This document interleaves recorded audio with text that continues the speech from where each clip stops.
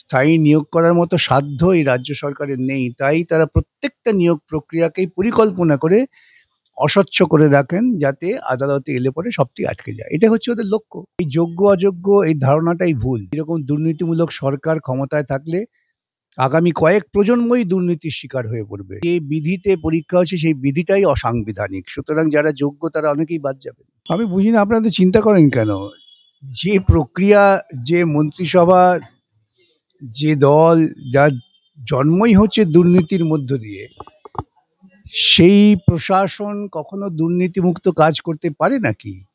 এটা আমি বহু প্রথম দিনই বলেছিলাম যে এই পরীক্ষাটা ওরা এমনভাবে দুর্নীতিমূলক প্রক্রিয়ার মধ্য দিয়ে নিয়ে যাবে, যাতে ওদের লক্ষ্য হচ্ছে যে কোনো রকম স্থায়ী নিয়োগ করতে না হয়। স্থায়ী নিয়োগ করার মতো সাধ্য এই রাজ্য সরকারের নেই, তাই তারা প্রত্যেকটা নিয়োগ প্রক্রিয়াকেই পরিকল্পনা করে অস্বচ্ছ করে রাখেন, যাতে আদালতে এলে পরে সবটি আটকে যায়। এটা হচ্ছে ওদের লক্ষ্য। মানে তাহলে বলতে চাইছেন মুখ্যমন্ত্রী মমতা বন্দ্যোপাধ্যায় বহু আগে থেকে শিওর ছিলেন যে এই তালিকা বেরোবে এবং আপনারা আবার মামলা করবেন এবং এই সমস্ত যে রিক্রুট প্রসিডিওরটা সেটা থেমে যাবে। না, না, উনি নিশ্চিত ছিলেন যে আমি বেআইনি করছি এমন ব্যবস্থা রাখবো, আবার টাকা পয়সা উপার্জনের চেষ্টা করব, এবং সেসব ধরা পড়ে গেলে আটকে যাবে, তখন আমি বলতে পারবো যে আমি কি করব, আটকে গেছে সব। এগুলো সব পূর্ব পরিকল্পিত। স্যার একটা প্রশ্ন করবো যে সুপ্রিম কোর্টের যেখানে স্পষ্ট নির্দেশ ছিল যে অযোগ্যরা এক্সামে মানে তারা অ্যাপিয়ার করতে পারবেন না, সেখানে অযোগ্য প্রার্থীরা পরীক্ষায় বসলো, এটা কি আদালত অবমাননা হলো? দাদা কেন বলে ভুল করেছি, পরিকল্পনা করে পরীক্ষাটাকে ঘেটে দেওয়া হলো, উদ্দেশ্যমূলকভাবে পরীক্ষাটাকে ঘেটে দেওয়া হলো, এটাই ছিল চক্রান্ত। এক্ষেত্রে তাহলে বলছেন যে সুপ্রিম কোর্টের কোন রকম কোয়েশ্চেনের মুখে মমতা বন্দ্যোপাধ্যায়কে পড়তে হবে? সেটা ওখানে গিয়ে বলবো হাত জোর করে ভুল হয়ে গেছে আমাদের। একটা প্রশ্ন তো করতেই হয় যে একটা প্রশ্ন রীতিমতো এসে যাচ্ছে যে অভিযোগ উঠছে যে ক্লাসদের নাম পর্যন্ত শিক্ষকদের তালিকায়, এটা কি প্রশাসনিক গাফিলতি নাকি ইচ্ছাকৃত? এই চাকরিত একটা গাফিলতি নয়, পরিকল্পিত। যদি এসব হয়ে থাকে এটা পরিকল্পিত। যে পুরো ক্লার্কদের আমরা দেখেছিলাম, group C group D clerk, মানে তাদের পুরো প্যানেলটাই বাতিল হয়ে গেছিল, কোনো রকম বাছাই কোনো কিচ্ছুর জায়গা ছিল না, সেখানে তারা আবার অ্যাপিয়ার করছে। না, তারা তো যদি যোগ্য হন অ্যাপিয়ার তো করতেই পারেন। সুপ্রিম কোর্ট বলেছে যারা দাগি, অর্থাৎ যারা সরাসরি দুর্নীতির সঙ্গে যুক্ত, যারা একেবারে প্রত্যক্ষভাবে মমতার কাডার বাহিনীর কাজ করেছেন, তারা পরীক্ষা দিতে পারবেন না।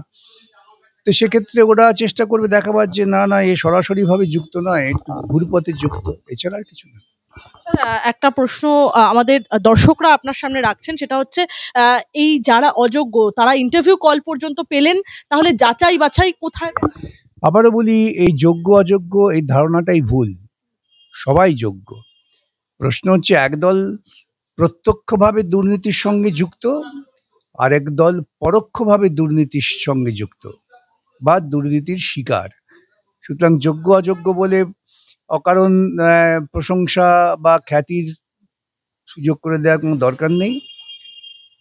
রাজ্য সরকার সবটাই দুর্নীতি করেছেন এবং তারা জানেন যে এই সময় স্বচ্ছতার সঙ্গে কাজ করতে গেলে তাদের বিপদে পড়তে হবে। দেখবেন, আমি প্রথমেই বলেছিলাম যে 2016 পরীক্ষা বাতিল হচ্ছে, যারা 2016 অংশগ্রহণ করেছিল তাদের জন্যই পরীক্ষাটা হোক, কিন্তু ওরা নতুনদের ঢুকিয়ে দিলেন। এটা তো জানতেন যে নিয়ে একটা অশান্তি হবে, গন্ডগোল হবে, এবং এই অশান্তি গন্ডগোল হলেই নিয়োগ করতে হবে না, কারণ নিয়োগ করার মতো জায়গায় তো নেই, আকণ্ঠ দেনায় ডুবে আছে। তো আপনারা বোধহয় জানেন না যে আপনাদের মাথায় প্রতি জনে কত হাজার টাকা দেনা রয়েছে। এরকম একটা ব্যাংক্রাফ্ট সরকার, তারা কি করে স্বচ্ছতার সঙ্গে কাজ করবে? একটা প্রশ্ন উঠছে যে বারংবার এসএসসির তালিকা নিয়ে কেন বিতর্ক হয়? এই ব্যবস্থার মৌলিক ত্রুটি। কে বললো ত্রুটি? মৌলিক ত্রুটি ব্যবস্থার ত্রুটি না তো।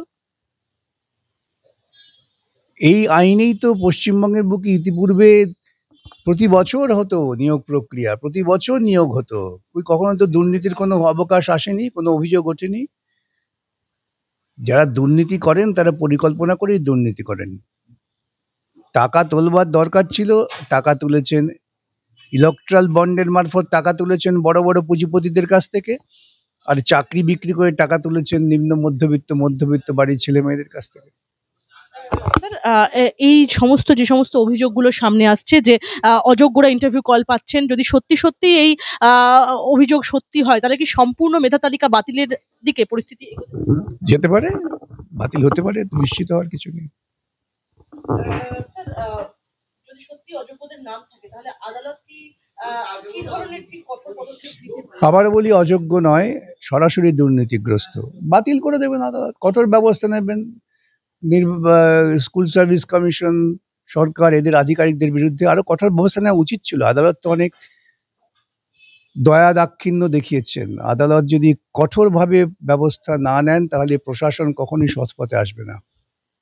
আপনি আদালতের যে যারা এই আদালতের একটু আদালতকেও কি কোথাও গিয়ে একটা সমালোচনার মুখে না, আদালত তো কোনো কোনো ক্ষেত্রে দুর্বল হচ্ছে, এটা অস্বীকার করে লাভ নেই। আদালতে আরো বেশি দৃঢ় এবং স্পষ্ট হওয়া উচিত। আপনারা কি পদক্ষেপ নেবেন ভবিষ্যতে?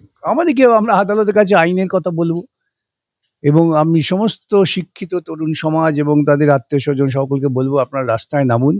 এইরকম দুর্নীতিমূলক সরকার ক্ষমতায় থাকলে আগামী কয়েক প্রজন্মই দুর্নীতির শিকার হয়ে পড়বে। যদি নিজেদের মুক্ত করতে চান, সুস্থ সমাজ প্রতিষ্ঠা করতে চান, তাহলে প্রজাতান্ত্রিক ক্ষমতা প্রয়োগ করুন এবং সেটা সংগঠিতভাবেই প্রয়োগ করুন। এই একই সমস্যা বারংবার, এসএসসি কি আদৌ স্বচ্ছভাবে নিয়োগ প্রক্রিয়া চালাতে সক্ষম? কেন সক্ষম হবে না? নিয়োগ প্রক্রিয়া নিয়ন্ত্রণ যারা করেন রাজ্যের মন্ত্রীগুলো দুর্নীতিগ্রস্ত মন্ত্রীগুলোকে সরিয়ে দিন, দেখবেন অফিসাররা ঠিক কাজ করছেন। যে অযোগ্যদের নাম তালিকায় ওঠা, এটা কি কোনো প্রভাবশালী গোষ্ঠী? তৃণমূলের নিজস্ব চিন্তা, তারা এর মধ্যে দিয়ে টাকা তোলার চেষ্টা করেছে। স্কুল সার্ভিস কমিশন জানিয়েছে যে এই বছর ৩রা এপ্রিল সম্মানীয় সুপ্রিম কোর্ট যে নির্দেশ দিয়েছে সেখানে বিশেষভাবে সক্ষম প্রার্থীদের ক্ষেত্রে কিছুটা ছাড় দেওয়া হয়েছে। যদিও বিষয়টি নিয়ে আইনজীবীদের সঙ্গে পরামর্শ করা হচ্ছে, সেক্ষেত্রে অবশ্যই বিবেচ্য যে কোনো প্রার্থী যদি এত সতর্কতা সত্ত্বেও দাবি হয়ে সুযোগ পেয়ে যান তাহলে ভেরিফিকেশন করার সময় অবশ্যই তাকে বাদ দেওয়া হবে। সেই ক্ষমতা সবসময় স্কুল সার্ভিস কমিশনের হাতে আছে, কি বলবেন?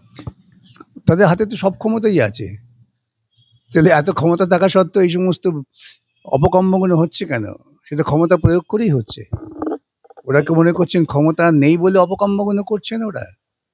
ওরা অপকর্মগুলো করছেন ওদের নেতাদের নির্দেশে, তার বাইরে যাওয়ার মতো স্পষ্ট মেরুদণ্ড সোজা করে কাজ করার মতো ইচ্ছা নেই। আপনি একটু আগে একটা কথা বললেন যে আদালতের সুপ্রিম কোর্টে গিয়ে আবার রাজ্য সরকার সেখানে ক্ষমা প্রার্থী হবেন হাত জোড় করে। আমি এক্ষেত্রে বলবো যে যে মানে এই এত দুর্নীতির পরে এত সতর্কীকরণ, এত সতর্কবার্তা, এত সতর্ক থাকার কথা যেখানে, তবুও এমন ভুল হলে তা কি সত্যি সেটাকে ভুল বলা যায়? কোনোটাই ভুল না। কখন কে বলেছে ভুল? সবটাই পরিকল্পিত। আমি তো বলছি সবটাই পরিকল্পিত, কিছু ভুল নয়। পরিকল্পনা করেই এগুলো করা হয়েছে। বন্দ্যোপাধ্যায় সবসময় এর আগে বলেছেন ইন্ডোর স্টেডিয়াম থেকে যে তিনি নিয়োগ দিতে চান। আপনারা বেসিক্যালি কিছু মনে করবেন না, দুর্ভাগ্য যে উনি মুখ্যমন্ত্রী, তা না হলে অনেক কড়া কথা বলতাম না। শুধু আমি বলি ওর ওই সমস্ত অযৌক্তিক ভিত্তিহীন প্রলাপের কোনো জবাব আমি দিই না। আমরা এই মুহূর্তে দাঁড়িয়ে আপনার সাথে একটা আলোচনা করছি এবং আপনি বললেন আপনারা আইনের দ্বারস্থ হবেন। এইখানেও তো মুখ্যমন্ত্রী যদি বলেন যে তিনি তো নিয়োগ দিতেই চেয়েছেন, আপনি আবারও আটকে দিচ্ছেন, সামনে নির্বাচন রয়েছে, মানুষের কাছে কি একটা অন্যরকম? তিনি কি বলবেন তা দিয়ে তো আর আমরা আমাদের কর্মপদ্ধতি ঠিক করবো না? যে বেকার ছেলেগুলো রাস্তায় ঘুরে বেড়াচ্ছে, তারা তো মমতার মুখের দিকে তাকিয়ে চলছে না, তারা তাদের নিজের অধিকারের জন্য চলছে। এবং আমরা আদালতে যখন বিচার প্রার্থীরা আসেন তখন আমাদের কাজ হচ্ছে বিচার প্রার্থীদের পক্ষে আইনি সওয়াল করা। সেটা কি তৃণমূল ভাবছেন, কোন তৃণমূল নেতা কি ভাবলেন, কোন বিজেপির নেতা কি ভাবলেন, তা নিয়ে আমরা ভাবি না। এই নিয়োগ প্রক্রিয়া নিয়ে যে জট, সামনে আসন্ন নির্বাচন, মুখ্যমন্ত্রীকে প্রচন্ড কি করে বিপদে পড়বেন? মুখ্যমন্ত্রী দেখেছেন উনি যত দুর্নীতি করেন তত নাকি পশ্চিমবঙ্গের মানুষ ওকে ভোট দেন। তো উনি তো ধরেই নিয়েছেন যে দুর্নীতি করাটাই সুনীতি। দেখছেন না পার্থবাবু বেরিয়ে কেমন বলছেন, না আমি তো কোনো দুর্নীতি করিনি। এরকম নির্লজ্জের মতো কথা বলেন এবং মিডিয়া সেগুলো প্রচারও করে। বলবো এই মুহূর্তে এই এসএসসি নিয়ে যখন এই তীব্র জট, এর মাঝখানেই শিক্ষামন্ত্রী ব্রাত্য বসু তিনি বলছেন আমরা চাই না একজনও যোগ্য বঞ্চিত হোক, তাই শূন্য পদ বাড়ানো নিয়ে মুখ্যমন্ত্রীর সঙ্গে আমরা প্রাথমিক কথাবার্তা হয়েছে আমার, তবে আইনি পরামর্শ ছাড়া এই ব্যাপারে এখনো বিস্তারিত কিছু বলুন। আরেকটা দুর্নীতিমূলক প্রয়াস, এইটুকু বলতে পারি। শেখ হাসিনা, বাংলাদেশের পূর্বতম যিনি সারথি ছিলেন, সেই শেখ হাসিনার মৃত্যুদণ্ড দিল বাংলাদেশ সুপ্রিম কোর্ট, কি বলবেন? বাংলাদেশের সুপ্রিম কোর্ট মৃত্যুদণ্ড দিয়েছেন, সেটা বাংলাদেশের মানুষ তাকে মেনে নেবেন কিনা বাংলাদেশের মানুষকে বিচার করতে হবে। আর এটা হচ্ছে মৌলবাদী ধর্মীয় মৌলবাদীদের বিচার। এই বিচারের যৌক্তিকতা এবং এই বিচারের নিরপেক্ষতা নিয়ে প্রশ্ন উঠে যাবে। আমি তো মৃত্যুদণ্ড দিইনি, কোনো মানুষই মেনে নিতে পারবে না। এবং বললাম তো, এটা হচ্ছে মৌলবাদীদের একটি চাপিয়ে দেওয়া রায়, যে রায়ের পেছনে কোনো যৌক্তিকতা আছে বলে আমার মনে হয় না। ছোট্ট প্রশ্ন আমার, সেটা হচ্ছে নতুন চাকরি প্রার্থীদের একাংশের একটা অভিযোগ এসছে ইতিমধ্যেই যে পরীক্ষায় 60 নম্বর পেয়েও অনেকে ইন্টারভিউ ডাকই পেলেন না। প্রশ্ন হচ্ছে যে ফুল মার্ক। ইতিপূর্বেই বলেছি যে বিধিতে পরীক্ষা হচ্ছে, সেই বিধিটাই অসাংবিধানিক, সুতরাং যারা যোগ্য তারা অনেকেই বাদ যাবেন।